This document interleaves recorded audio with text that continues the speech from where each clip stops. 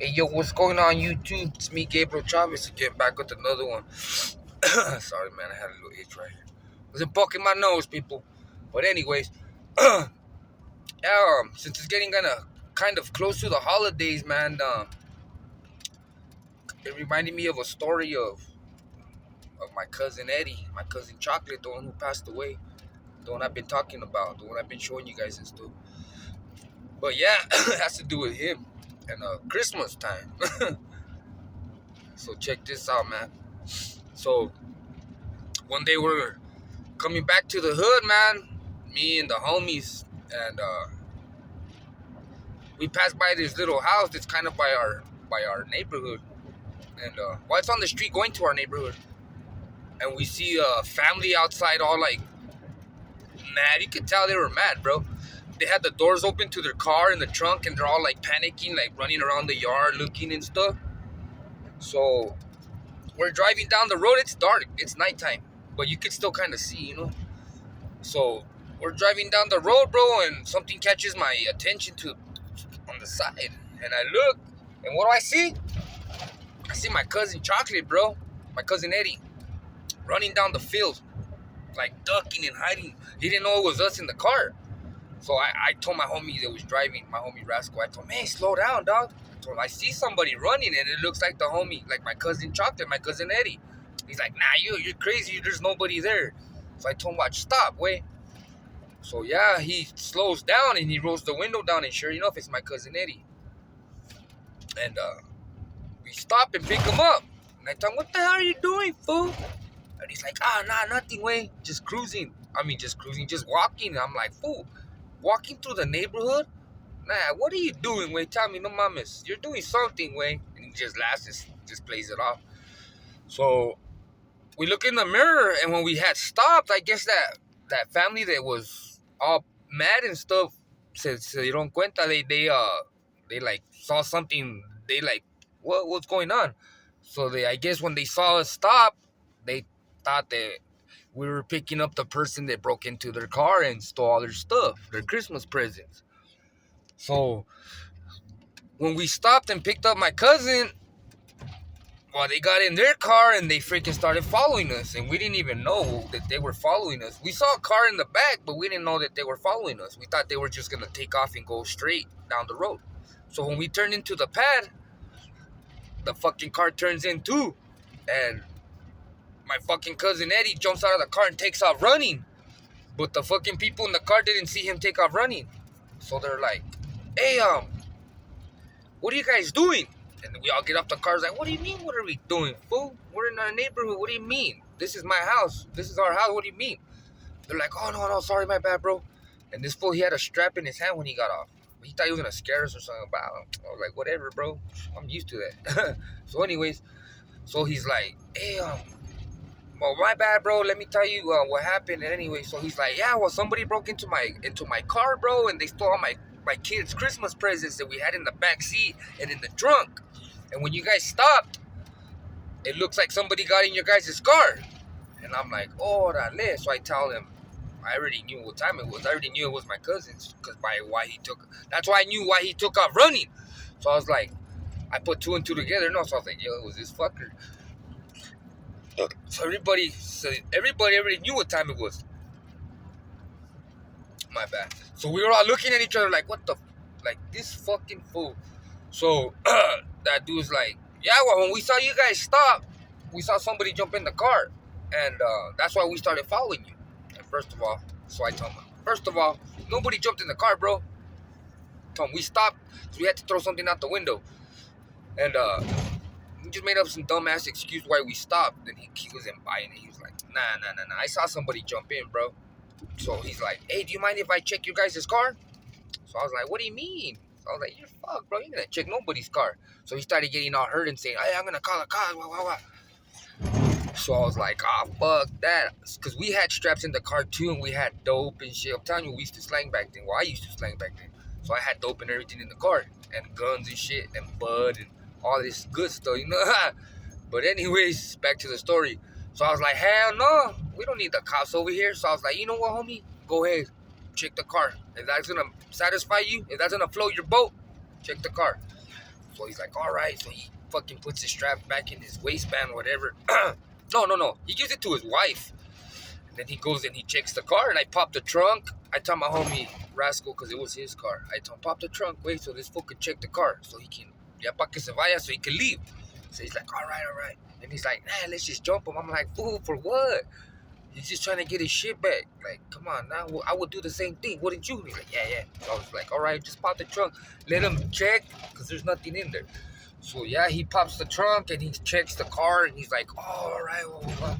And he's like, damn, that sucks, man. I thought we had our stuff back. And I was like, hey, bro, well, to tell you the truth, we don't know what happened to your stuff, but we're from this neighborhood, and this is our hood, and like, we're out here doing that. We don't need to be doing that kind of shit. He's like, all right, bro, my bad. And he shook our hands, all of our hands. And then he's like, all right, laters, bro. And he took off. So we're all laughing like, fucking Eddie, fucking chocolate, man. This fucker jacked all this cool shit.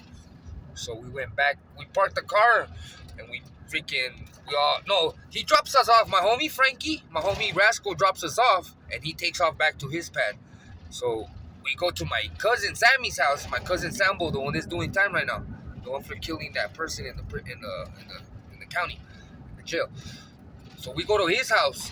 We jump the fence and go to his house because he lived right behind us. So I jumped the fence, all of us. It was me, my brother, and my cousin Gordy, and somebody else. I don't remember who was with us, but there was like 5 of us. So we jumped the fence and we go to my cousin Sammy's house because we really knew that's where my cousin Eddie had ran to, my cousin Chocolate, because that was a kickback spot. So sure enough, when we jumped the fence and he's right there chilling with my cousin Sambo and all the other homies, smoking, bullshitting, joking, telling them what he had just did. So we hear them laughing and we're like, yeah, this fool did do it. Well, we really knew, but that confirmed it right there. So sure enough, we walk up to my cousin and we're like, hey, fool, what the fuck did you do, eh? No mames, you got us fucking hemmed up by this fool shit. Like, this fool's already gonna call the cops on us because of you. So we should have fucking ratted you out. Just playing around, but he got our, fuck you guys, that's fucked up. So we're like, hey, what did you get, wey? And he's like, nothing, wey, nothing. So I was like, whatever. So yeah, we stayed smoking, chilling, bullshitting all night. And then after everybody took off, he's like, hey, fool, come here. I need to talk to you right quick. And I was like, what's up, wey? I thought he was going to ask me for a ride home or something. He's like, hey, fool, take me to get that stuff. And I was like, what stuff? I thought you didn't steal nothing. He had a big old smile. He's laughing. He's like, come on, fool. You already know what time it was, fool. I was like, I know, wey, but I'm not going to be asking you where it's at. That was your come up, homie.